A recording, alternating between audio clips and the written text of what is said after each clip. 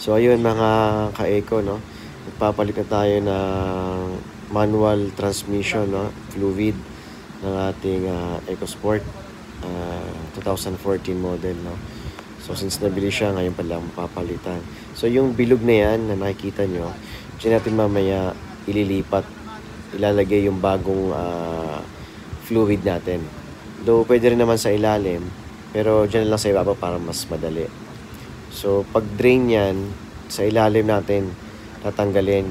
Sa ilalim ng shifter cable, nandun yung dalawang tornilyo, pero yung isa lang yung aalisin nyo doon, hindi allen.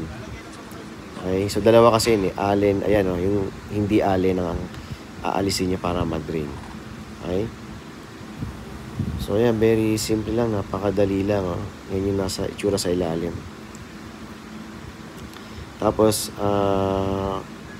gagamitan namin ng fluid for manual, no, 3 liters kasi 2.1 ang kailangan eh.